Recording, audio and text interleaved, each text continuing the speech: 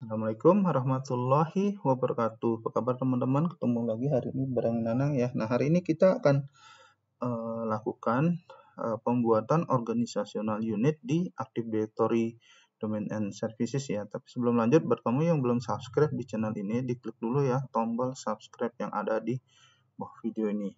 Nah, untuk membuat Active Directory Domain and Services organizational unit itu kita menggunakan server manager dashboard di sini, kemudian ada tools ya, kemudian kita gunakan Active Directory users and computer.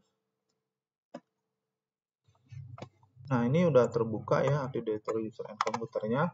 Jadi di sini kita membuat sebuah organizational unit ya. Jadi organizational unit itu adalah semacam kontainer. Jadi mirip dengan folder ya kalau di server atau di storage ya.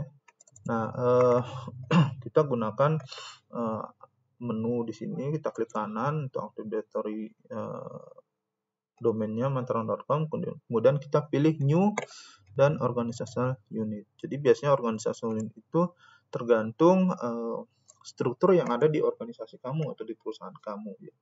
Jadi misalkan di sini saya membuat OU atau organizational unit namanya IT ya, IT.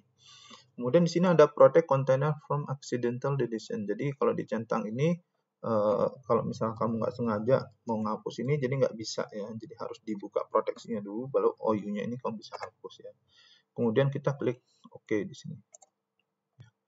Nah ini udah jadi OU-nya.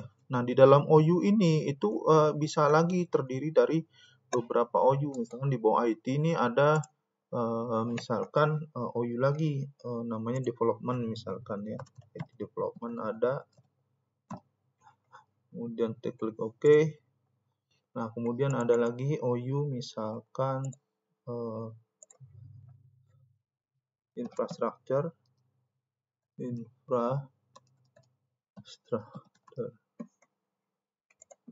Nah kemudian seperti itu. Kemudian bisa lagi kita buat misalkan new organizational unit IT project. Dan kita klik OK. Jadi di dalam OU itu isinya bisa OU lagi. Nah kita bisa bikin beberapa OU lagi sesuai kebutuhan ya. Misalkan kita buat lagi OU-nya namanya misalkan sales. Ya. Dan kita klik OK. Kemudian kita buat lagi OU misalkan namanya HR. Kemudian kita buat OU lagi namanya misalkan finance ya, finance accounting. Kemudian bisa lagi OU misalkan director.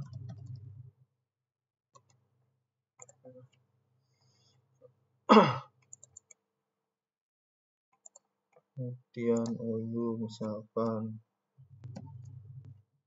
GA ya.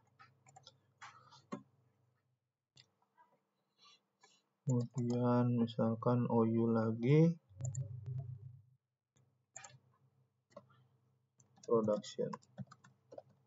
Ya, jadi kita sesuaikan ya OU ini dengan kebutuhan. Jadi kalau misalkan ini perusahaan ya biasanya divisi-divisi yang ada di perusahaan ya. Tapi kalau kamu di kampus itu biasanya fakultas-fakultas ya, kemudian jurusan dan kemudian juga program studi ya. Jadi sesuaikan dengan organisasi kamu.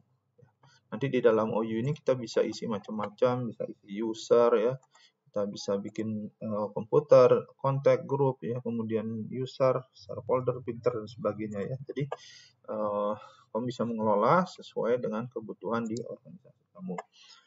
Ya oke, sampai di sini dulu mungkin pertemuan kita hari ini membahas tentang bagaimana membuat organizational unit di Active Directory Domain and Services ya di Windows Server 2025.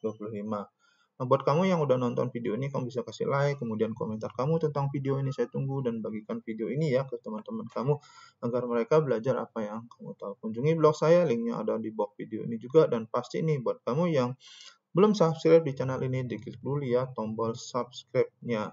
dan bunyikan belnya. Jadi kalau ada video baru dari saya nanti muncul notifikasinya di YouTube kamu. Oke, makasih, sampai jumpa kembali. Assalamualaikum warahmatullahi wabarakatuh.